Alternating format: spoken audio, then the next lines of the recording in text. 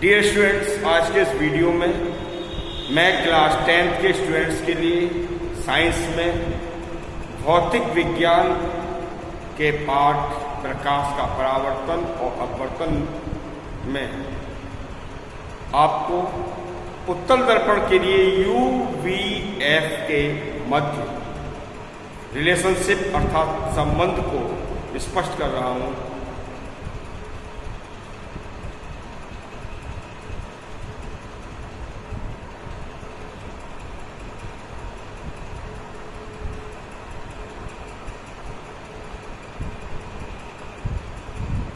देखिए, ये M1 और M2 एक उत्तल दर्पण है। ये एक रेखाखंड है जो कि मुख्य अक्ष का कार्य करेगी, प्रिंसिपल एक्सिस। इस पर दो बिंदु स्थित हैं, एक F और दूसरा C। F उत्तल दर्पण के फोकस को और C उत्तल दर्पण के वक्रता केंद्र को प्रदर्शित कर रहा है और दर्पण के इस द्वारक का मध्य बिंदु ये P। कोई एक वस्तु इस उत्तल दर्पण के सामने ये स्थित है।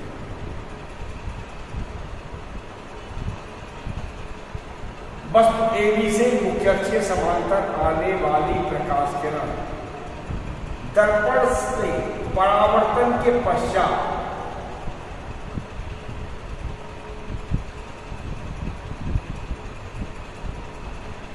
ये इस तरीके से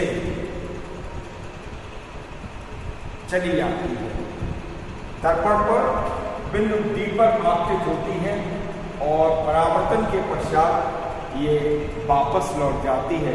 या जिसको पीछे की ओर बिंदुदार रेखा के रूप में बढ़ाएं तो यह लगता है कि यह फोकस से होकर के आ रही है और दूसरी प्रकाश किरण जो कि वस्तु से आ रही है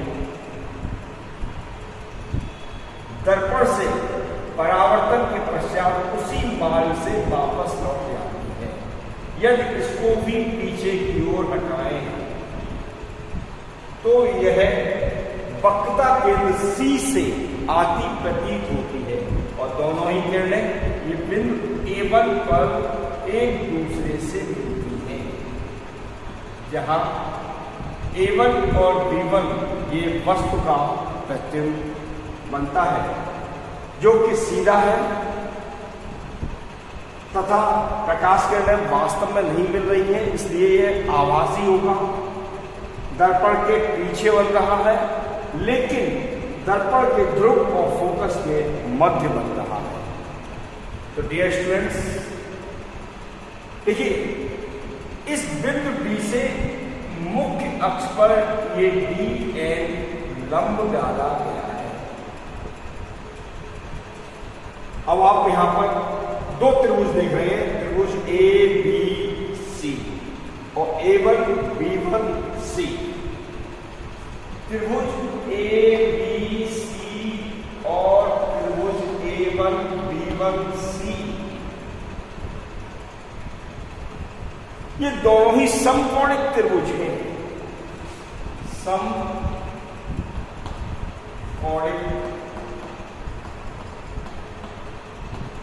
त्रिभुज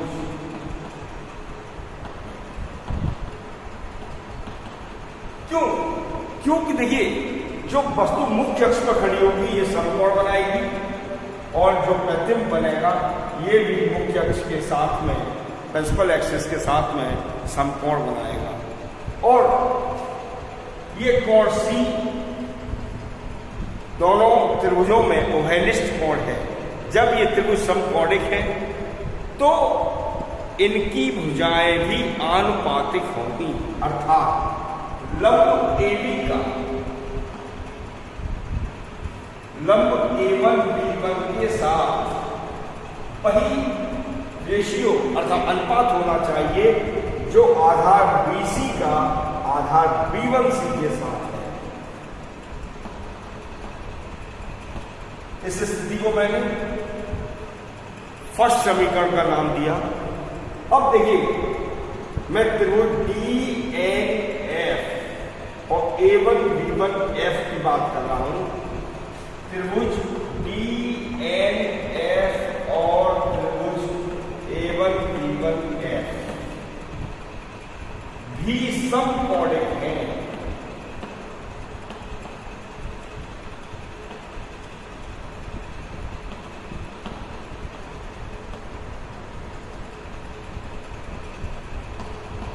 देखिए, जैसा कि मैंने आपको बताया था कि बिंदु D से मुख्य अक्ष पर DN लंब डाला गया है, तो लंब है तो बिंदु N पर लंब बनेगा और बिंदु B1 पर भी लंब बन रहा है, समकोण बन रहा है।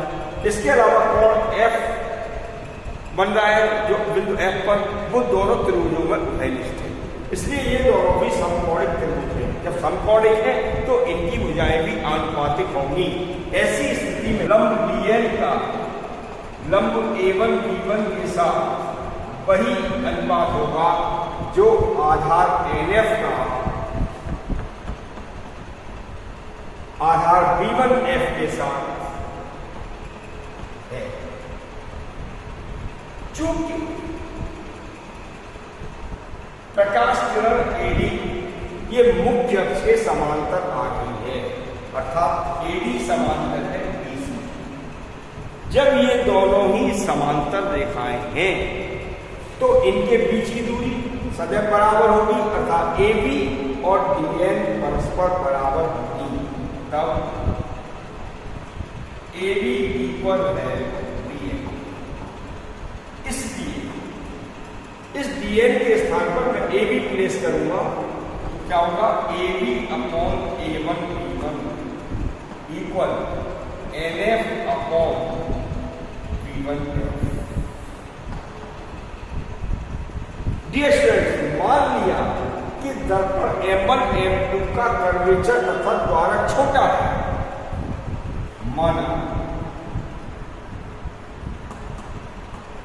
कि दर्पण M1 M2 का द्वारक छोटा है।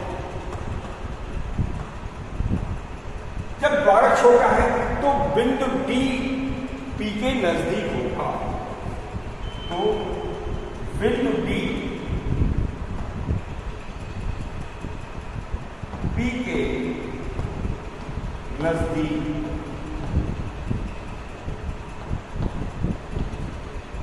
होगा। जब बिंदु D P के नजदीक होगा, ऐसी स्थिति में ये N भी पीछे की ओर हट जाएगा और NF जो है PF में कन्वर्ट हो जाएगा। तब NF इक्वल PF। तो डियर स्टूडेंट्स, मैं NF की जगह यहां PF प्लेस कर सकता हूं। देखिए, तो AB upon A1 B1 equal, इस NF की जगह क्या रख दूं? PF प्लेस कर दूं, तो PF upon B1 F। Condition number 2। अब मैं समीकरण 1 और 2 से तुलना कर रहा हूं। समीकरण 1 और 2 से देखिए, फर्स्ट समीकरण में AB अपॉन A1 B1 और सेकंड में भी AB अपॉन A1 B1, ये दोनों सेम मिल रहे हैं मुझे। तो AB अपॉन A1 B1 का जो मान है BC अपॉन B1C, मैं इस AB अपॉन A1 B1 के स्थान पर रख सकता हूं। तो मैंने लिखा है AB अपॉन A1 B1 के स्थान पर BC upon B1C equal PF upon B1F। Dear students, सबसे पहले जो मैंने आपको स्थिति दी है पिक्चर की, इसमें पहले मैं आपको सिंबल क्लियर कर दे रहा हूं, उसके बाद मैं इसके लिए देखूंगा कि मुझे कौन कौन सी राशियां मिल रही हैं। तो देखिए, B वस्तु का बेस है, अर्थात आधार है। तो B और P, बिंदु P पर वस्तु खड़ी हुई है, तो B और P वह दर्पण का ध्रुव, तो ध्रुव से वस्तु की दूरी ये U कहलाएगी।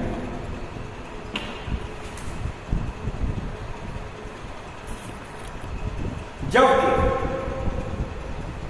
ध्रुव और पेट्रियम के बीच की दूरी को v से प्रदर्शित करेंगे। ध्रुव और फोकस के बीच की दूरी को स्मॉल f से प्रदर्शित करेंगे, जबकि ध्रुव और वक्रता केंद्र के बीच की दूरी को r से प्रदर्शित किया जाएगा, क्योंकि ये वक्रता त्रिज्या को प्रदर्शित करेगी। देखिए BC, तो B से C तक की दूरी जो यहाँ पर चित्र में प्रदर्शित हो रही है, तो इस पर कोई भी रिलेशन नहीं है, तो इसलिए मैंने इसको ब्रेक किया है, तोड़ दिया है BP और BC में। तो मैंने BC के स्थान पर लिखा है BP प्लस BC। जब इन दोनों दूरी राशियों को मैं मिलाऊंगा तो ये BC आ जाएगा। अब देखिए B1 से C के बीच में कोई भी मुझे यूनिट दिखाई नहीं दे रही है, इसलिए मैंने इसको भी ब्रेक किया। कैसे? PC में से मैंने ये B1 P माइनस कर दिया। जब B1 P माइनस कर दूंगा तो B1 C रह जाएगा। अब PF क्या है? ये फोकस और ध्रुव के बीच की दूरी है, तो फोकस दूरी F कहलाएगी, इसलिए मैंने इस पर कोई भी परिवर्तन नहीं किया। अपॉन B1F, पेट्रियम से फोकस की दूरी के बीच में कोई भी रिलेशन नहीं है, इसलिए मैंने PF में से यहां पर B1 P माइनस कर दिया, तो ये आएगा B1F।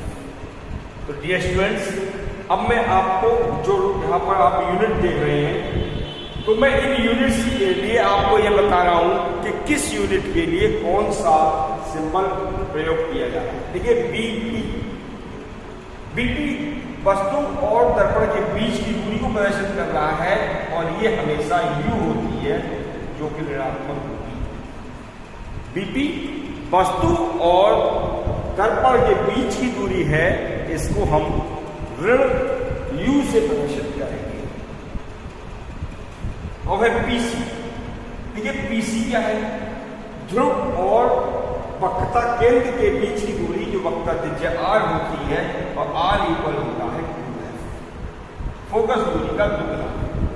चूंकि दर्पण उत्तल है, इसलिए इसकी फोकस दूरी धनात्मक होगी। PF, ध्रुव और फोकस के बीच की दूरी, ये PF है जो कि फोकस दूरी को प्रदर्शित कर रही है, इसलिए इसे स्मॉल f से दर्शाएंगे। और B1P, ये पेट्रियम और ध्रुव के बीच की दूरी है, तो पेट्रियम और ध्रुव के बीच की दूरी को V से प्रदर्शित किया जाएगा।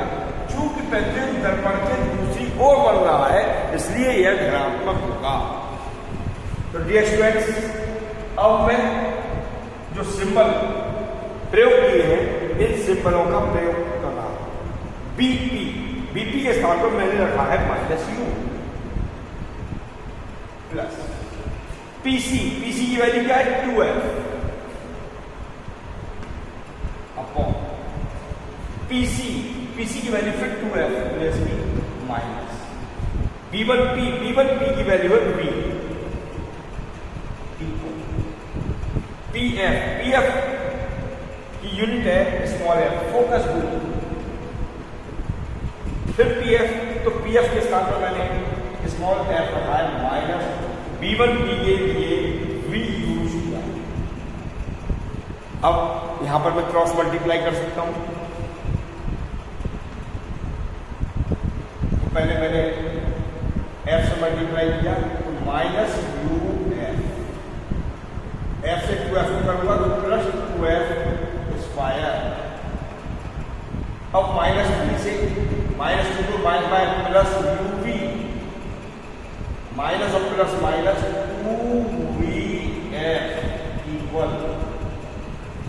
अब f से मल्टीप्लाई करूंगा तो 2f स्क्वायर माइनस 2VF, ये 2f स्क्वायर से 2f स्क्वायर कैंसिल, दोनों साइड धनात्मक है।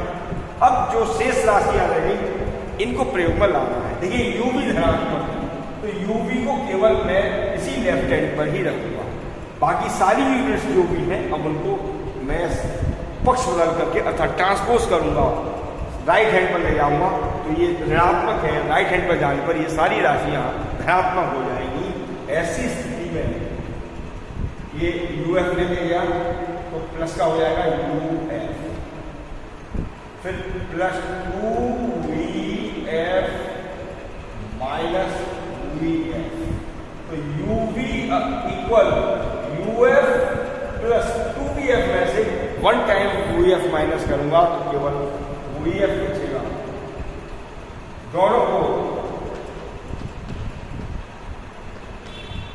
uvf से डिवाइड कर लेता हूं, अर्थात मैंने भाग दिया है दोनों से, तो uv upon uvf equal uf upon uvf plus vf upon uvf। तो देखिए uv से uv कैंसिल, u और f से u और f कैंसिल, vf से vf कैंसिल, देखिए क्या बचा, ऊपर कुछ भी नहीं है, तो मैं क्या करूंगा इसको 1 upon f equal 1 upon v plus 1 upon u।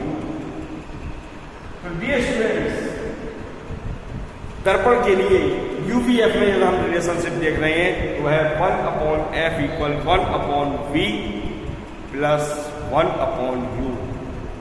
यही संबंध है जो कि प्रतिबिंब की स्थिति, वस्तु की स्थिति और दर्पण की फोकस दूरी को प्रदर्शित कर रहा है। तो स्टूडेंट्स, यदि आपको मेरा वीडियो पसंद आ रहा हो तो इसे लाइक और शेयर करना ना भूलें। साथ ही जिन विद्यार्थियों ने मेरे चैनल को सब्सक्राइब नहीं किया है इसे तुरंत सब्सक्राइब कर लें ताकि आगे आने वाले वीडियोज़ की नोटिफिकेशन आपको सबसे पहले प्राप्त हो। Thank you.